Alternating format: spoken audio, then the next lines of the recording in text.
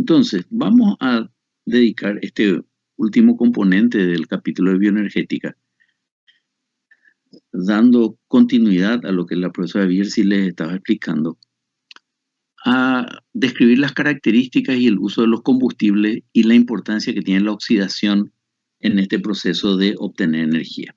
O sea, vamos, en primer lugar, a hablar de los combustibles celulares, sus características y cómo se usan, sobre todo en el ayuno. Esto es un tema sobre el cual seguiremos hablando durante el resto del curso. Y luego nos vamos a centrar en las oxidaciones biológicas y cómo éstas operan en el proceso de obtener energía. Este es el mismo esquema que veníamos utilizando desde el principio de este capítulo, pero en él hay algo que hemos introducido adicionalmente, y es la presencia de las reacciones o procesos de oxidación. Cuando pasamos de moléculas complejas a moléculas simples, liberamos energía. Y esas moléculas simples, cuando experimentan oxidación, recuerden que las moléculas complejas experimentan hidrólisis, pero luego las moléculas simples experimentan oxidación. Esa oxidación permite liberar una gran cantidad de energía, mucho más que la hidrólisis. Y esa energía es aprovechada para producir ATP, o sea, a través de un proceso de oxidación. Vamos a oxidar los combustibles y al oxidar esos combustibles podemos regenerar ATP a través de los procesos de fosforilación. Y a su vez, como ya conocemos, el ATP y las moléculas simples serán utilizados para la producción de moléculas complejas. Y el ATP será utilizado también para otros procesos, ¿verdad? No necesariamente para la síntesis de moléculas complejas, como por ejemplo para el transporte activo, para la contracción muscular, por ejemplo. Entonces vamos a conectar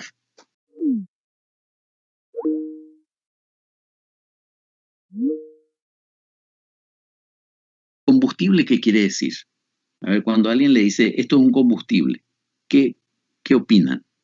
¿Qué les sugiere? Que produce energía. Pero en realidad, ¿qué le pasa a un combustible habitualmente? Se oxida.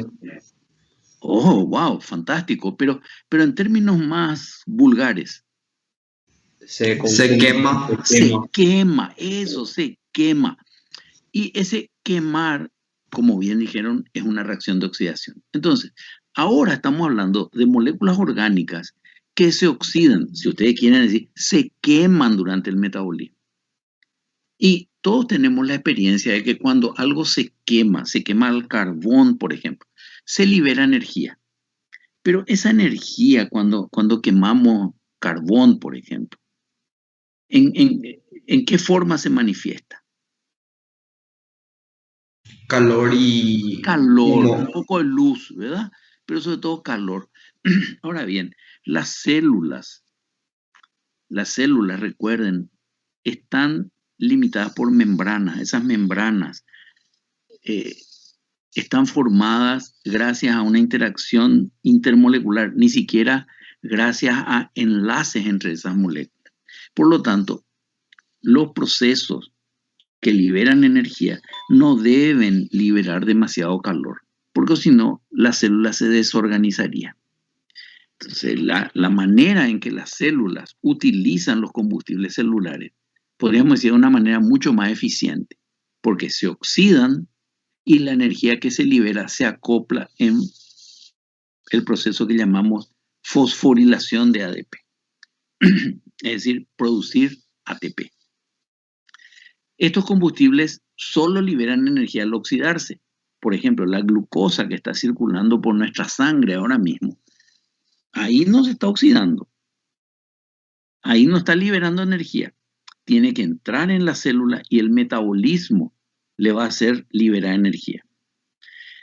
Estas moléculas se pueden almacenar en grandes cantidades dentro de la célula, en algunos casos como macromoléculas, el caso de la glucosa que se almacena como glucógeno, o bien como sustancias de baja polaridad, como los ácidos grasos que se almacenan en forma de triacilgliceroles.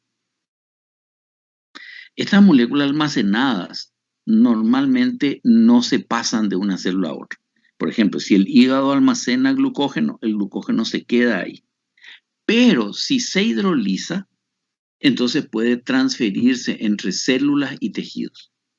Por lo tanto, esta es una característica de los combustibles. Se pueden almacenar, se pueden transferir. Recuerden que el ATP no se puede almacenar. Hay una cantidad, pero una cantidad pequeña en las células, y si se descompone tiene que volver a sintetizarse, no se almacena. Y tampoco se puede transferir.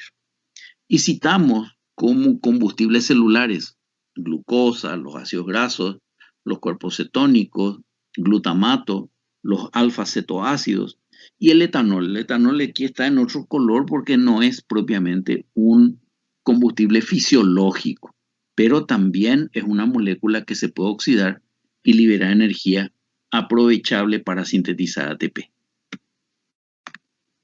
Si nosotros tomamos los recursos disponibles desde el punto de vista energético, estamos refiriendo a un adulto sano de unos 70 kilos.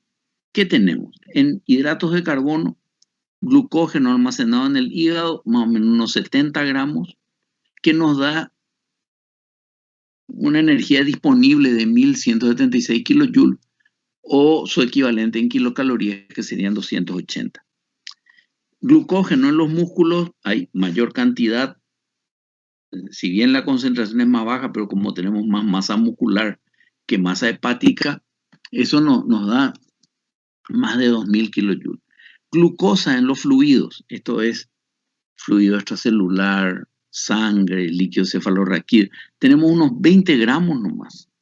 Por lo tanto, no hay una cantidad muy grande y la cantidad de energía disponible por oxidación de esa glucosa también es pequeña.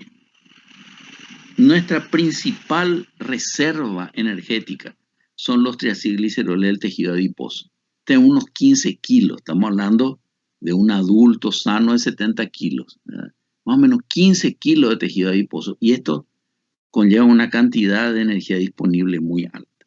Pero también podemos utilizar parte de nuestras proteínas, no toda la proteína, parte de nuestra proteína con fines energéticos. Y particularmente parte de la proteína muscular.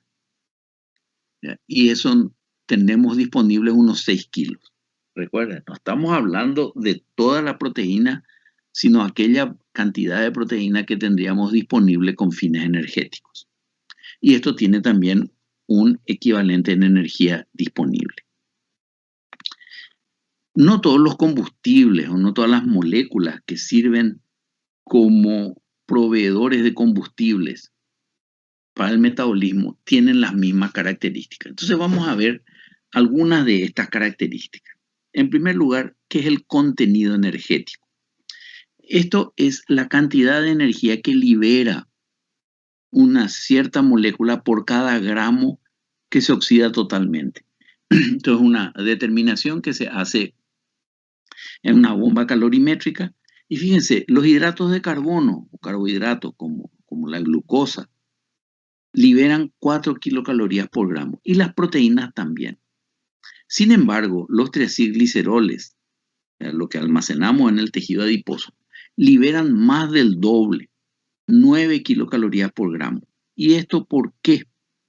Porque el átomo de carbono en los triacilgliceroles, fundamentalmente esos átomos de carbono que forman las cadenas de los ácidos grasos, tienen estructura CH2, mientras que un carbono, por ejemplo un carbono intermedio de la glucosa, tiene una estructura CHOH. ¿Cuál está más oxidado? ¿Un carbono de un hidrato de carbono o un carbono de una cadena de ácido graso? El de hidrato de carbono está más oxidado. Claro, y entonces al estar más oxidado, tiene menor capacidad de liberar energía cuando se oxida. Por eso es que almacenamos nuestra reserva energética, sobre todo a largo plazo, en forma de triacilgliceroles, porque es una manera muy eficiente de almacenar.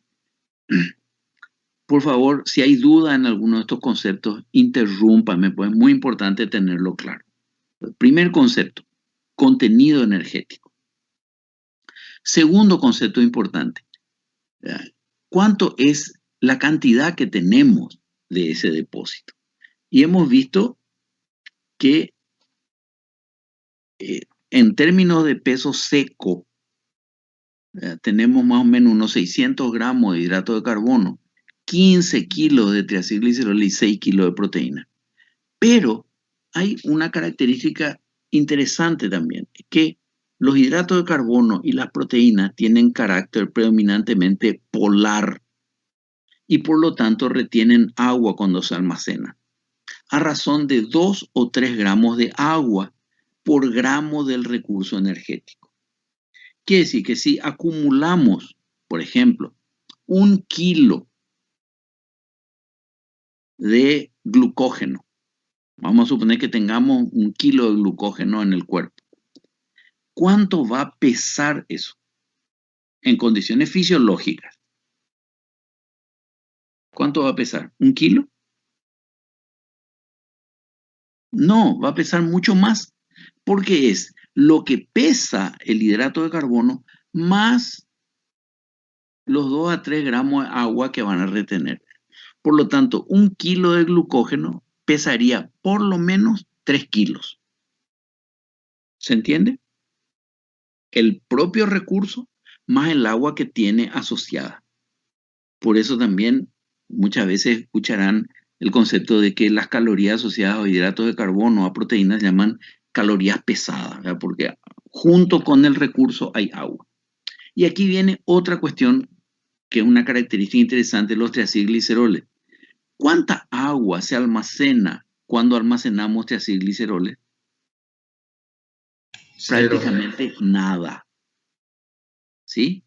Por lo tanto, es muy eficiente almacenar energía en el organismo en forma de triacilgliceroles, por 2 motivos. Primero, tienen un alto contenido energético, es decir, una sustancia muy reducida, por lo tanto, puede participar de múltiples reacciones de oxidación y además no retiene agua cuando se almacena.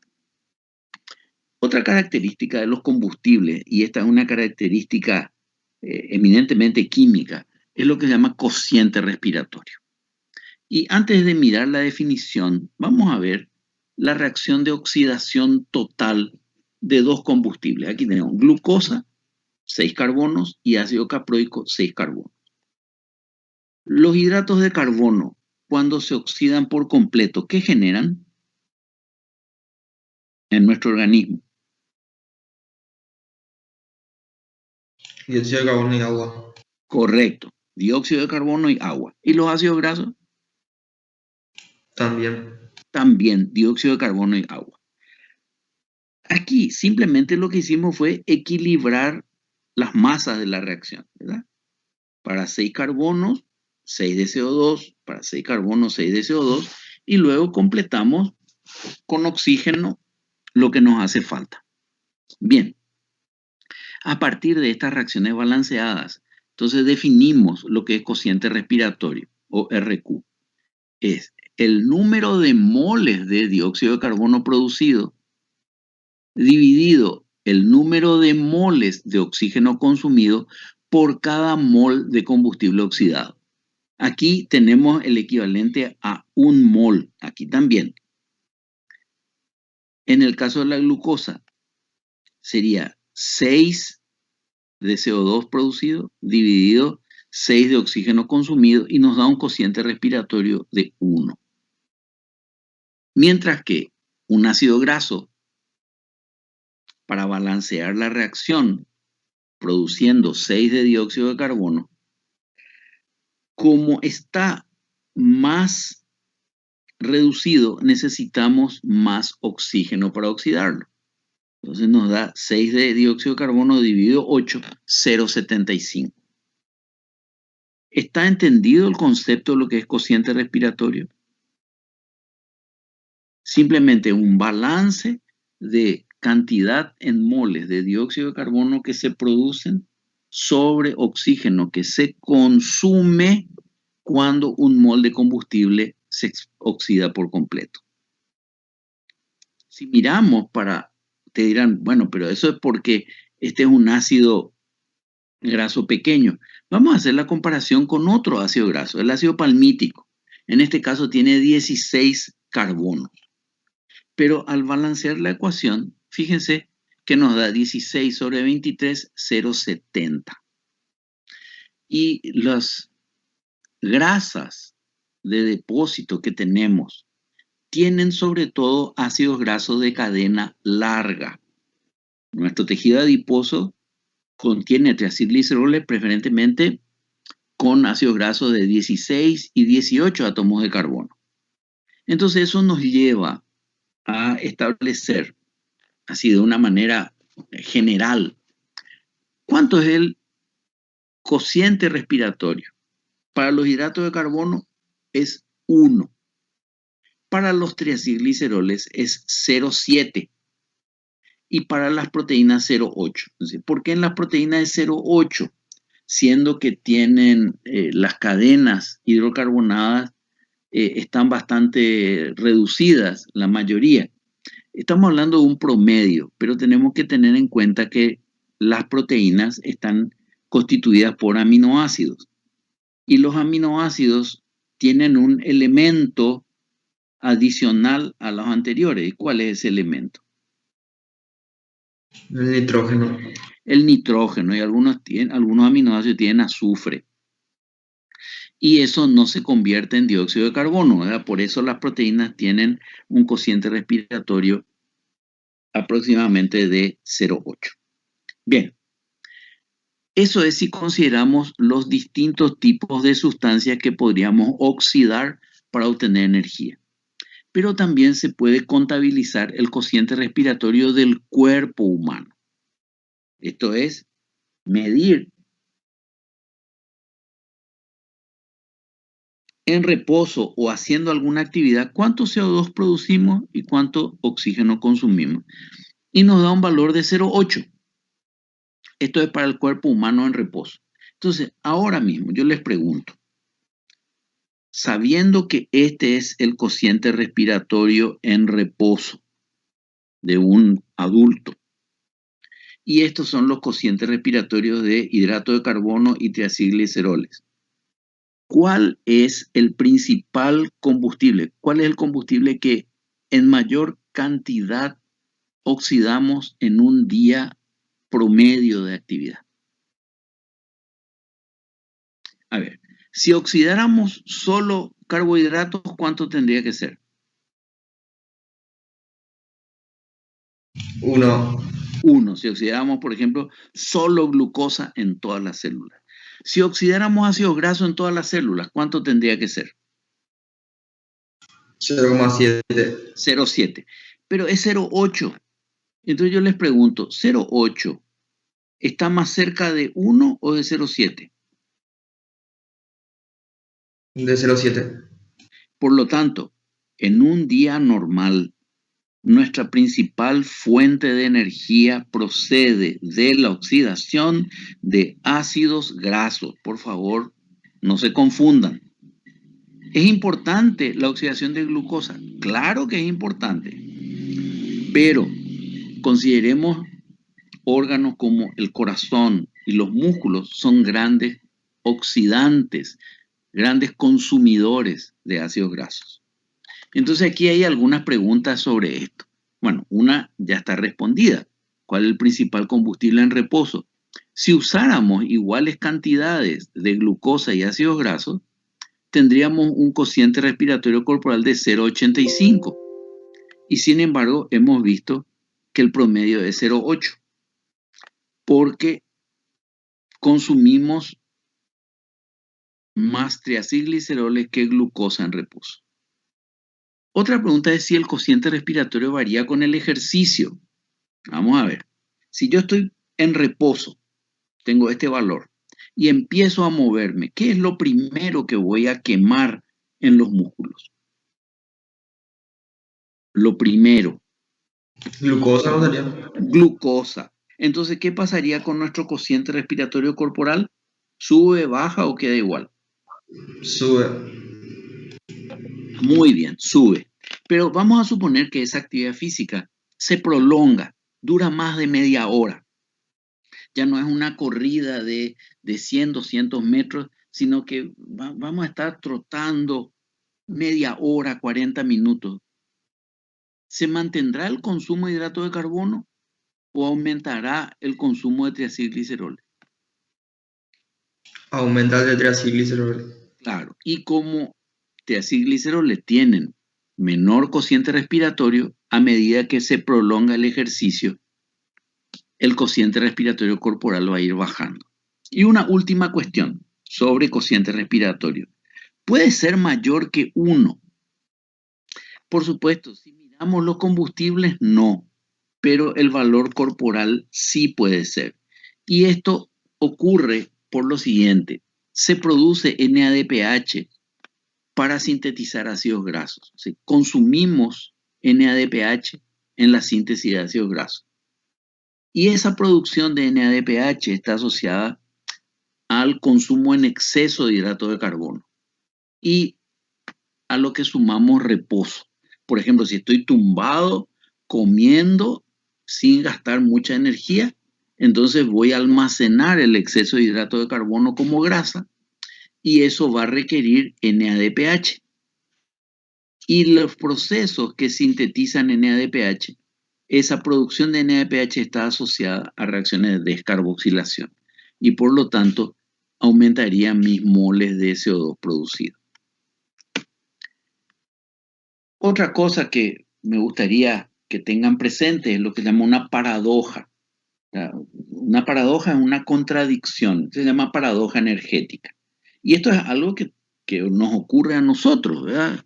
En realidad le ocurre a todos los mamíferos, que nuestra principal reserva energética está como triacilgliceroles, que al hidrolizarse liberan ácidos grasos. Esto es un hecho. Segundo hecho, el cerebro consume mucha glucosa. Consume a razón de 5 gramos por hora. Para que se den idea de qué magnitud es esa. ¿Ubican esas bolsitas de azúcar que nos dan en la cafetería? ¿Vieron esos sobrecitos que tienen sacarosa?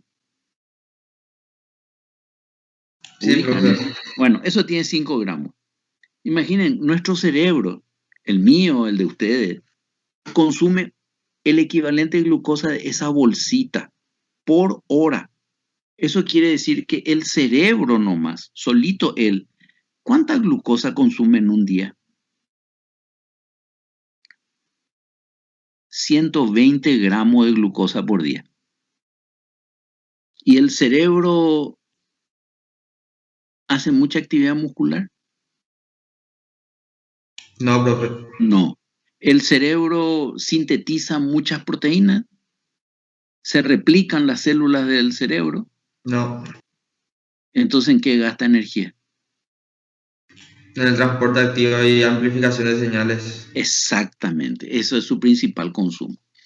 Bueno, y vamos a completar la paradoja. Los ácidos grasos no se convierten en glucosa.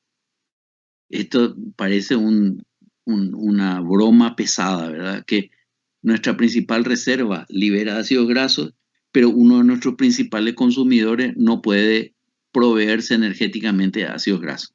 Eso es por un problema físico, y es que las partículas que transportan triacilgliceroles no pueden llegar hasta el cerebro, no atraviesan la barrera hematoencefálica, pero la glucosa sí. Aquí hay una excepción y es que los ácidos grasos de cadena impar por cada molécula genera un resto de propionil-CoA y esto sí se puede convertir en glucosa. Pero nuestros ácidos grasos mayoritarios no se convierten en glucosa. Bien, este es nuestro cuadro de disponibilidad de recursos energéticos, ¿verdad? Solo para que recuerden, ¿verdad? Nuestra mayor disponibilidad es de triacilgliceroles en el tejido adiposo asociado a un alto contenido energético. Si estamos comiendo, obviamente, nuestra fuente de energía va a proceder de la dieta. Pero ¿qué pasa si dejamos de comer? Si cuando nosotros comemos, vamos a suponer una persona almuerza, su nivel de glucosa en sangre va a aumentar, ¿verdad? Porque comemos arroz, fideo, papa, pan, zanahoria, eso tiene hidrato de carbono. Entonces va a subir nuestra concentración de glucosa en sangre, nuestra glicemia. ¿Cuánto tiempo va a durar la glicemia elevada a partir de lo que hemos comido? Y más o menos unas 2 a 3 horas. Y ahí ya va a volver al valor normal. Generalmente unas 3 horas después de comer ya empezamos a tener un poquito de hambre, ¿verdad? O sea, por ejemplo, si almorzamos o desayunamos a las 7 de la mañana, a las 10 más o menos ya queremos picar algo, ¿verdad? ¿Por qué? Porque esa glucosa que teníamos disponible con la comida ya disminuyó y entramos en una fase glucolítica. Degradamos glucógeno para proveernos de glucosa circulante. ¿Qué glucógeno se degrada? El glucógeno del hígado, el hepático. El glucógeno muscular es para sostener la contracción muscular. ¿Cuánto tiempo, podríamos decir, nos soporta el glucógeno del hígado? Y otras 3 a 4 horas más o menos. De repente, qué sé yo, hasta 6, 8 horas después de comer, vamos a tener un buen nivel de glucosa circulante gracias al depósito de glucógeno, pero recuerden, el hepático. Y después, ¿cómo nos sostenemos? A través de la gluconeogénesis, es decir, sintetizar glucosa a partir de aminoácidos, de glicerol o de lactato. Y esto nos permitirá mantener la glicemia de ahí en adelante. Pero si siguiéramos con ese ritmo de consumo de glucosa, muy prontamente acabaríamos con nuestra reserva de proteína. Entonces, cuando el ayuno se prolonga, digamos más de 12, 16 horas, vamos a tener una gran hidrólisis de triacilgliceroles. Los ácidos grasos se usarán como combustible, pero también los ácidos grasos se oxidarán parcialmente a acetil-CoA, dando lugar a una gran oferta de acetil-CoA que termina generando cuerpos cetónicos. Los cuerpos cetónicos son moléculas solubles en agua y por lo tanto pueden llegar a todos los órganos del organismo y aquellas células que tienen mitocondrias los pueden oxidar. Si el ayuno se prolonga, después ya terminamos oxidando cualquier cosa, triacilgliceroles, proteínas, etc. Fíjense que esta tercera fase, la fase cetónica, tiene una gran ventaja para nosotros y es que disminuye la demanda de consumo de proteínas con fines energéticos. Esto va a ser mucho más comprensible luego cuando estudiemos particularmente el metabolismo de hidratos de carbono, de ácidos grasos y de aminoácidos.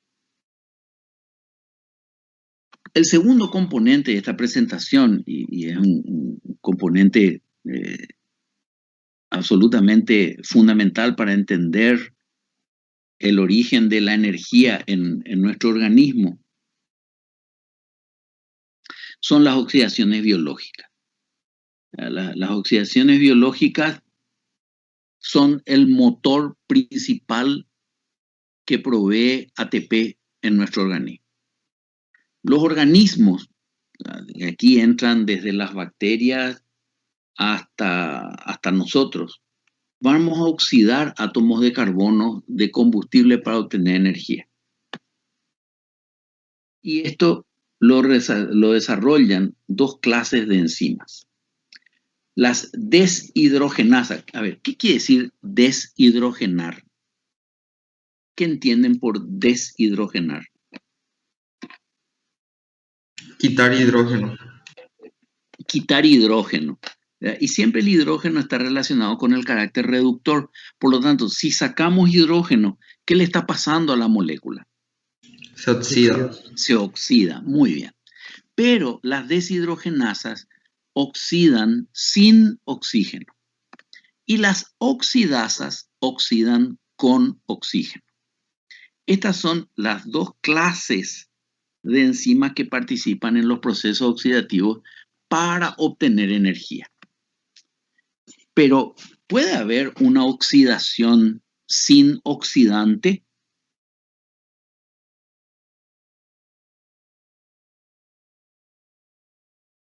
No, profe. A ver, ¿puede haber oxidación sin oxígeno? Sí. ¿Puede haber oxidación sin oxidante? No. Entonces, en las reacciones catalizadas por deshidrogenasas, ya que no participa el oxígeno como oxidante, tiene que participar otro oxidante. Y esos otros oxidantes son moléculas orgánicas que se denominan transportadores de electrones o aceptores de electrones o cofactores transportadores de electrones. Esos transportadores, los más importantes, son NAD y FAD. NAD significa nicotinamida adenina dinucleótido y FAD, flavina adenina dinucleótido, retiran hidrógeno y electrones de los sustratos orgánicos, de los combustibles, y se convierten en estas especies, ¿verdad? Y ellos son los oxidantes. El NAD es un oxidante y se convierte en NADH. FAD es un oxidante y se convierte en FADH2. Pero aquí hay algo más interesante todavía. Estas moléculas tienen que volver a la forma oxidada, porque si no se van a agotar y se acabaría el proceso oxidativo. Y esa reoxidación, o sea, cuando NADH vuelve a oxidarse, se oxida a NAD, y cuando FADH2 se oxida a FAD, ocurre en condiciones aeróbicas principalmente, asociado a la cadena transportadora de electrones de la membrana interna mitocondrial. Y ahí libera una gran cantidad de energía y esa energía liberada permite sintetizar ATP. En realidad lo que estamos diciendo cuando hablamos de sintetizar ATP es fosforilar ¿a quién? ¿O a qué cosa? ADP. Fosforilar ADP. Fantástico. Este esquema es un esquema que yo espero que no se les olvide jamás, porque a pesar de ser muy simple, reúne unas características muy importantes a recordar en el proceso de obtención de energía. Y es lo siguiente. Nosotros, a partir de la dieta o de los combustibles almacenados, obtenemos nutrientes. Pueden ser polisacáridos, almidón de la dieta, o glucógeno almacenado, o triacilgliceroles, la grasa de la dieta, o grasa almacenada en el tejido adiposo, proteínas, ya sea de la dieta o retenidas en la masa muscular, por hidrólisis liberan combustible. Y estos combustibles sí pueden ir de un tejido a otro, de una célula a otra. Son glucosa, los ácidos grasos o los aminoácidos. En una primera etapa de oxidación, glucosa, ácidos grasos, aminoácidos, van a experimentar oxidación de carbono mediante reacciones catalizadas por deshidrogenasas. Por lo tanto, ¿quiénes son o cuáles son los agentes oxidantes? ¿Será el oxígeno en esta etapa el oxidante? No, profe. Entonces, ¿cuáles son los oxidantes?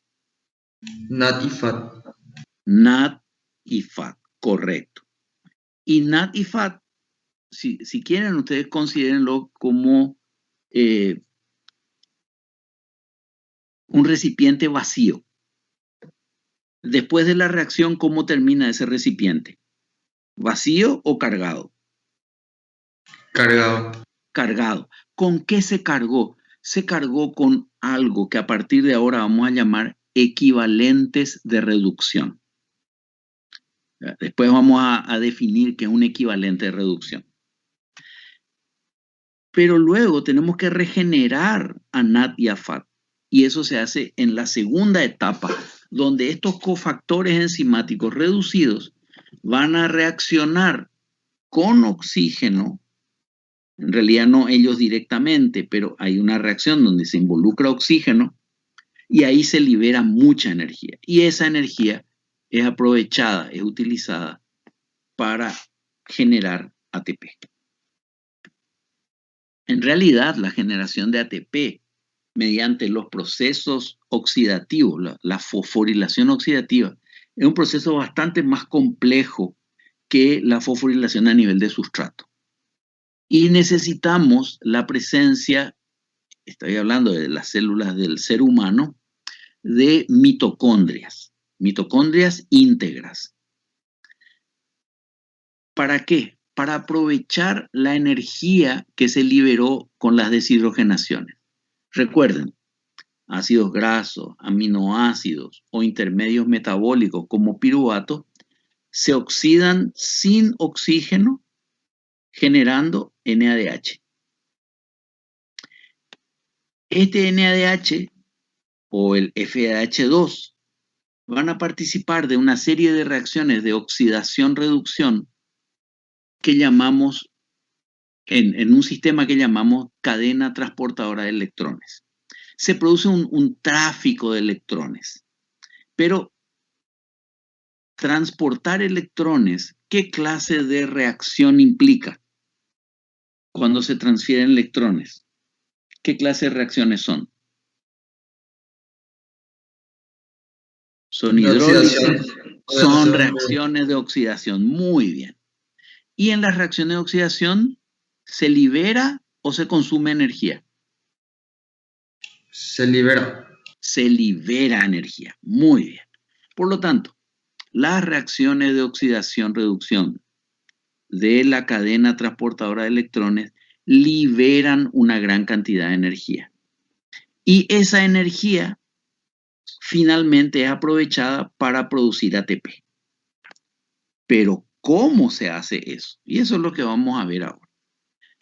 Dijimos, para fines energéticos tenemos dos clases de enzimas que participan. Las deshidrogenasas, que oxidan sin oxígeno y utilizan unos cofactores que llamamos transportadores oxidados, como FAT o NAD, y son las reacciones mayoritarias del metabolismo oxidativo. Tenemos, por ejemplo, aquí gliceraldehído 3-fosfato más NAD da 1,3-bifosfoglicerato. En realidad aquí tenemos que agregarle un fosfato más NADH más protón. O un cuerpo cetónico como beta-hidroxibutirato con NAD da acetoacetato más NADH más protón. Aquí es un hidroxiácido, se convierte en cetoácido. O succinato con FAT se convierte en fumarato, dando FDH2. En ninguna de estas reacciones participa oxígeno. ¿Por qué? Porque las reacciones están catalizadas por deshidrogenasas. En cambio, cuando participan oxidasas, el oxígeno es el agente oxidante, aunque no se incorpore al sustrato. Entonces, ¿qué hace el oxígeno? El oxígeno se lleva los electrones que se liberaron del carbono. El carbono es siempre nuestra fuente de electrones. Entonces, el oxígeno va a reaccionar con esto que son equivalentes de reducción. Aquí tengo 4 equivalentes de reducción. O sea, un equivalente de reducción es un protón y un electrón, lo que vendría a corresponder a un átomo de hidrógeno. Para reducir por completo la molécula de oxígeno, dando 2 moléculas de agua, necesito 4 equivalentes de reducción. Volvamos a las deshidrogenaciones. Dijimos que se necesitan unos cofactores y estos cofactores son los agentes oxidantes. Hay 2 cofactores principales que ya hemos visto, son NAD y FAD. NAD es la forma oxidada y NADH más un protón es lo que resulta de la participación en una deshidrogenación. Por lo tanto, esta es la forma reducida. NAD forma oxidada, NADH forma reducida. NAD transfiere 2 equivalentes de reducción. Recordamos, esto es un equivalente de reducción. Pero como su estructura puede recibir 2 electrones, pero no tiene enlaces suficientes como para recibir los 2 hidrógenos, uno pasa a su estructura y el otro queda en disolución. Por eso siempre que escribamos la forma reducida de NAD, vamos a escribir NADH más un protón o NADH, protón. NAD es un agente oxidante relativamente débil. Después vamos a ver qué significa eso. Entonces, como no es un oxidante muy fuerte, no puede oxidar carbonos donde la nube electrónica está muy homogénea y va a actuar como oxidante sobre carbonos que tienen unidos oxígeno o nitrógeno, es decir, carbono unido a heteroátomos, como serían los átomos de carbono que vemos en los hidratos de carbono. Otra característica importante de NAD es que difunde, es decir, es una molécula soluble que no actúa unida covalentemente a las enzimas, se une débilmente. ¿Eso qué significa? Que si NAD se une a una deshidrogenasa y ocurre una reacción, ¿en qué se convierte el NAD?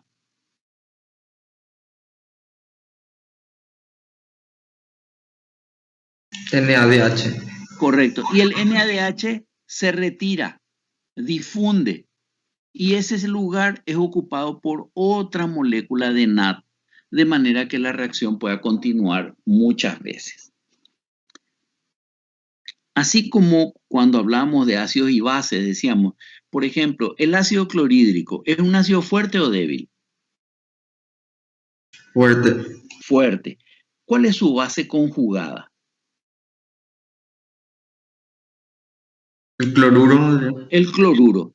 ¿Y el cloruro es una base fuerte o débil? Débil. Débil, muy bien. ¿El ácido acético es un ácido fuerte o débil? Débil. Débil. ¿Y el acetato como base va a ser? Fuerte. Fuerte. Muy bien. Así también podemos usar ese razonamiento para los oxidantes. Si decimos que NAD es un oxidante débil, NADH es un reductor fuerte. ¿Se entendió? Si el oxidante es débil, su forma reducida es un reductor fuerte. Por ejemplo, ¿el oxígeno es un oxidante fuerte o débil?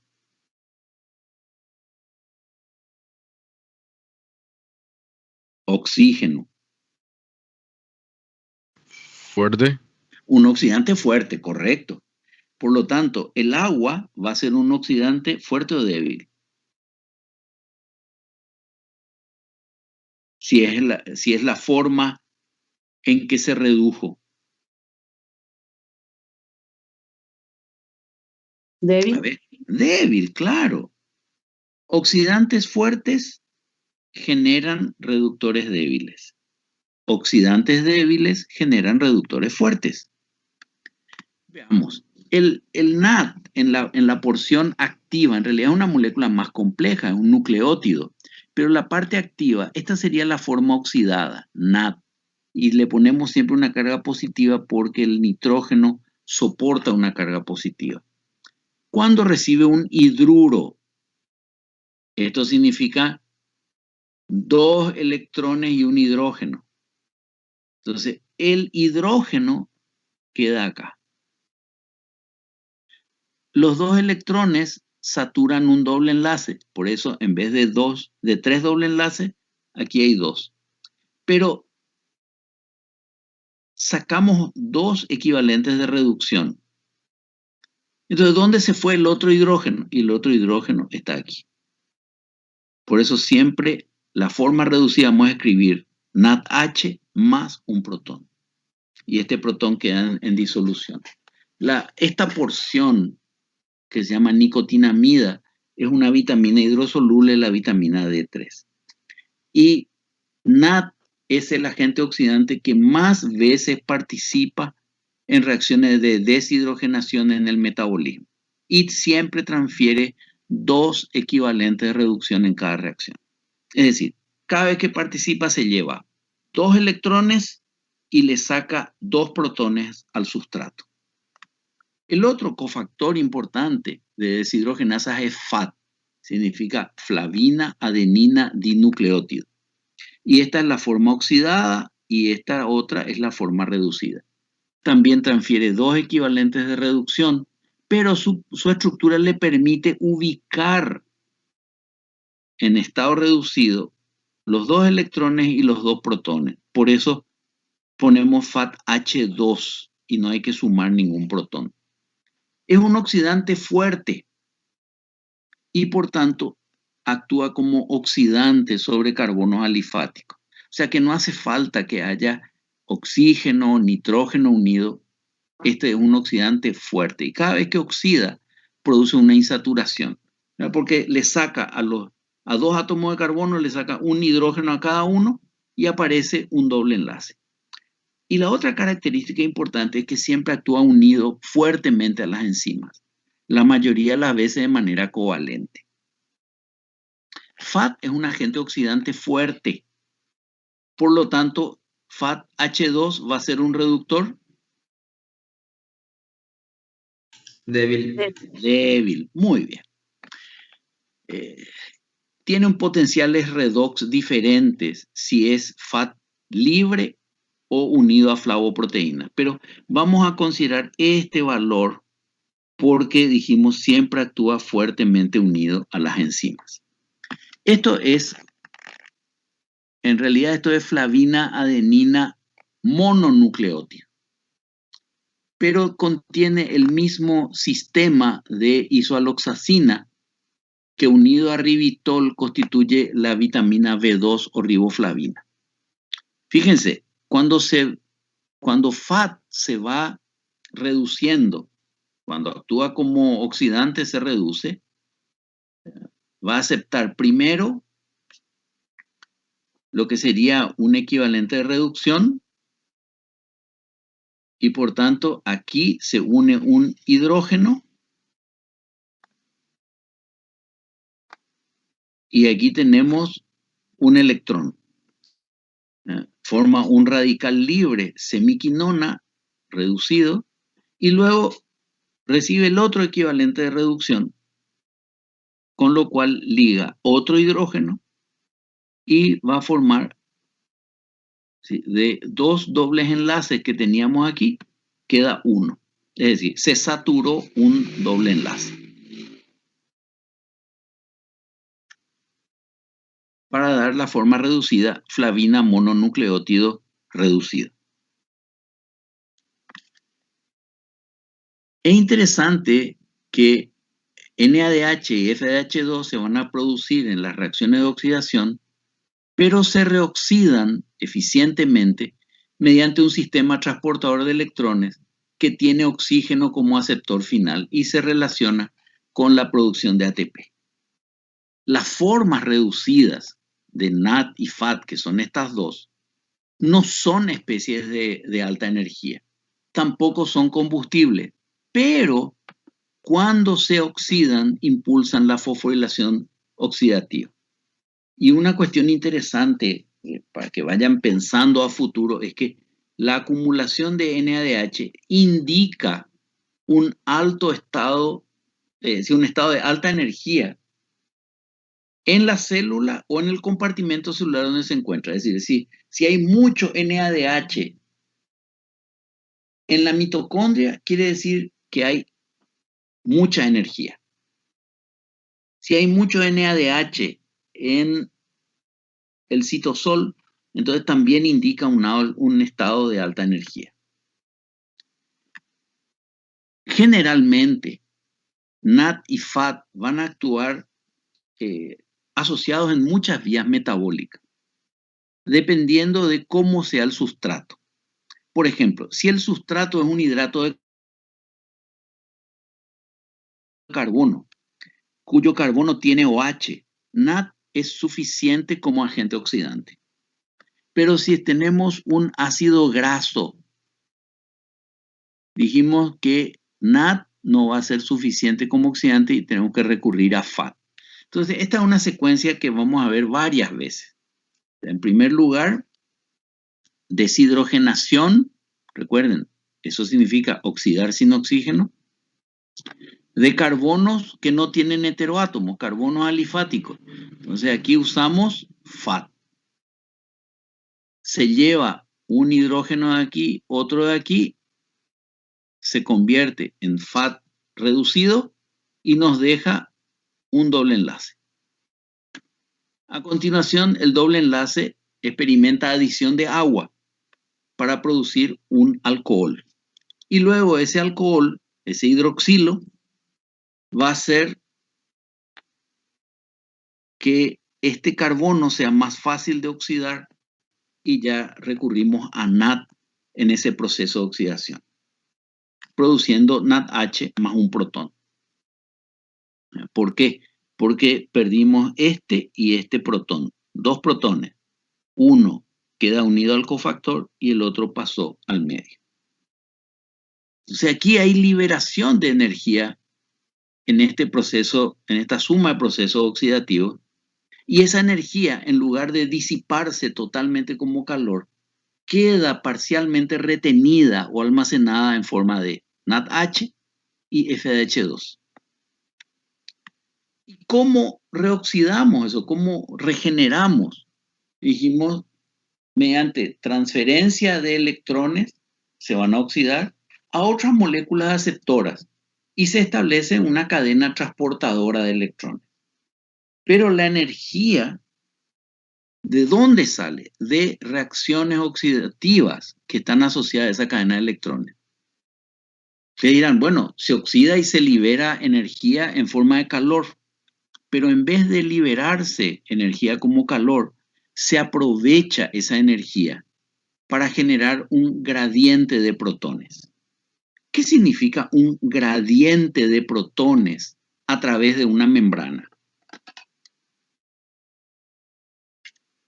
Que en un lugar hay muchos protones y en otro no. Exacto, en un lugar hay más protones que en el otro. Y esos protones acumulados quieren volver a la zona de baja concentración. Y cuando vuelven, lo hacen a favor de gradiente y por lo tanto retornan energía que se aprovecha para fosforilar ADP. Vamos a ver esto en un esquema que representa el modelo quimiosmótico de la fosforilación oxidativa. SH2 representa un sustrato reducido y aquí tengo mis agentes oxidantes de deshidrogenación. Se le retiran dos equivalentes de reducción al sustrato, el sustrato ahora está oxidado, ¿y cómo quedaron los cofactores? Reducidos. Reducidos, correcto. Puede ser con NAD o con FAT, ¿verdad? No va a ser NAD y FAT al mismo tiempo, cualquiera de ellos, dependiendo, sabemos ya, de la estructura de este sustrato. A continuación, se regeneran los cofactores transfiriendo los equivalentes de reducción al oxígeno que produce, ¿cuál es el producto de esta reacción? Cuando el oxígeno acepta equivalente de reducción. Agua. Muy bien, produce agua.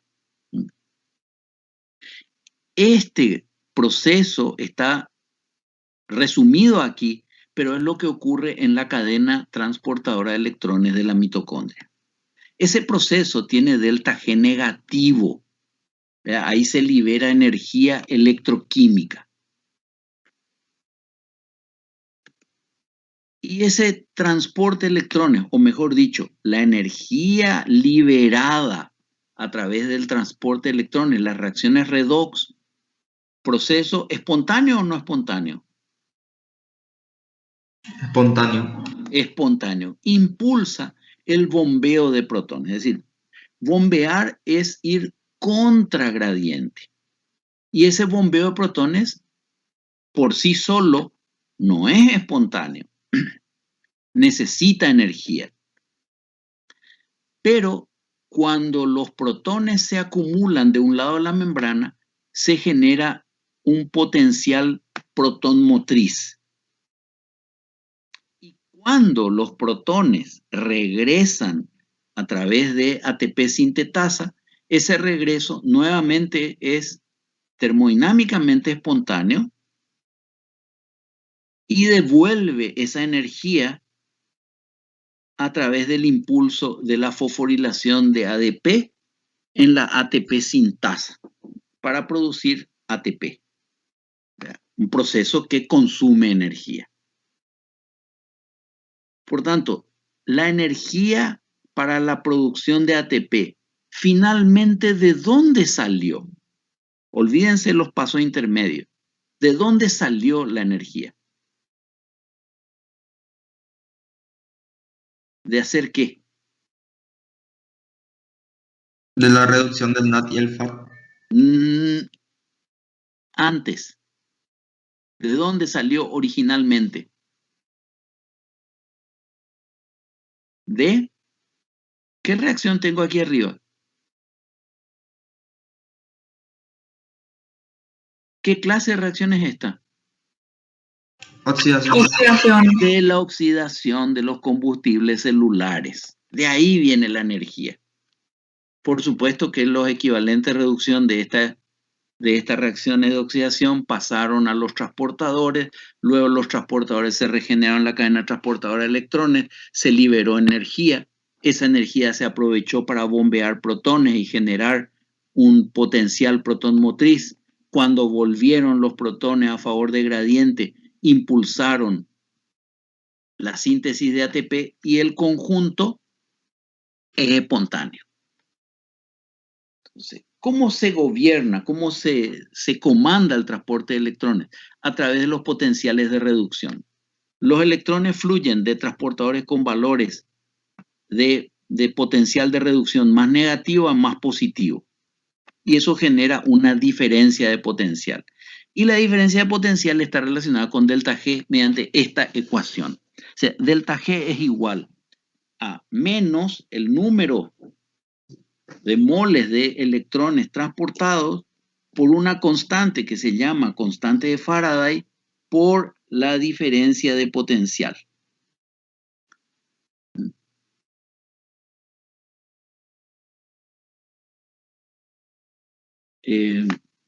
Un segundito.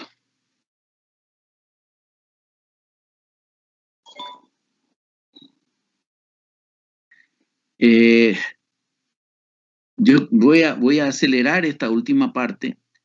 Es decir, al tener un delta E positivo, delta G es negativo, y eso quiere decir que hay capacidad de realizar trabajo.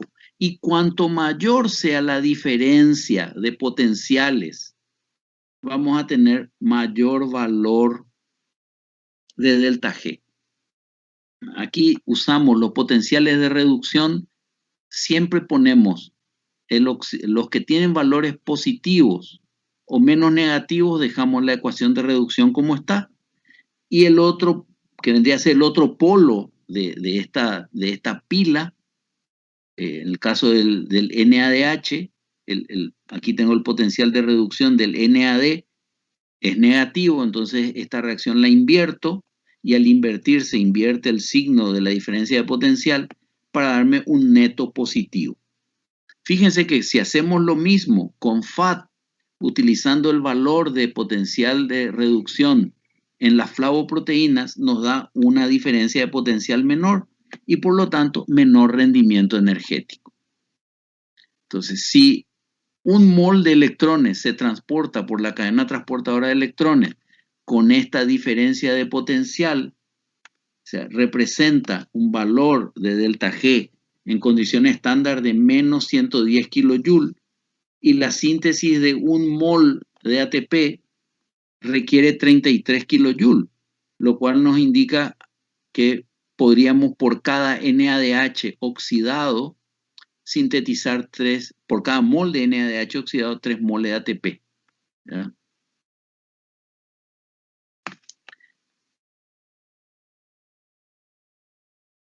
En términos generales, podemos decir que al liberar energía en esas reacciones de oxidación, se aprovecha para generar un gradiente de protones y ese gradiente de protones tiene dos componentes. Tiene un componente químico y un componente eléctrico. Al trasladar protones desde la matriz hacia el espacio intermembranal, ¿qué está ocurriendo? Que la matriz se carga negativamente y adquiere un valor alto de pH, se vuelve alcalina. Y el espacio intermembranal se carga positivamente y se vuelve más ácido.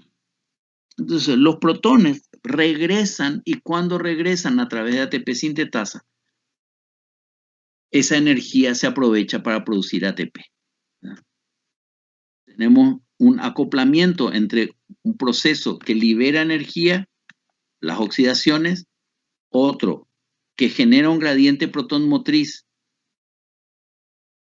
que consume energía, regreso de los protones a la matriz, libera energía, síntesis de ATP o fosforilación de ADP consume energía. Aquí tenemos un doble potencial, un potencial eléctrico y un potencial químico. Y eso se representa con esta ecuación. O sea, hay una variación de pH porque se trasladaron protones implica una diferencia de potencial químico. Esa diferencia de potencial químico tiene que ver con la concentración de protones en el espacio intermembranal versus la concentración de protones en la matriz. Pero por otro lado, hay una diferencia de carga, porque lo que se trasladó son protones y los protones están cargados. En las mitocondrias puede haber distintos valores de diferencia de pH o de carga, pero típicamente, fíjense, en hepatocitos, una diferencia de pH casi una unidad de pH, obviamente es ácido afuera, alcalino adentro, y una diferencia de potencial de membrana de 0,168 voltios negativo en la matriz, nos da un valor de delta G de 21,5 kJ por mol, o sea, una cantidad importante de energía disponible. Entonces, para cerrar, y disculpen que me haya extendido, cuando comparamos los distintos recursos energéticos que tiene la célula, los comparamos con el dinero. ATP vendría a ser el dinero que tenemos en el bolsillo para hacer, no sé, para subir al colectivo, para pagar una fotocopia, para comprar una empanada. Fosfocreatina sería un billete más grande. El glucógeno sería lo que podemos sacar de un cajero de una caja de ahorro. Y los triacilgliceroles un depósito a largo plazo, algo que no se moviliza tan fácilmente. Y los cofactores reducidos serían el equivalente a cheques que podemos utilizar para canjear por dinero efectivo, dado que a través del proceso de fosforilación oxidativa rinden ATP. Y con eso termina esta presentación. No sé si hay alguna consulta sobre este contenido.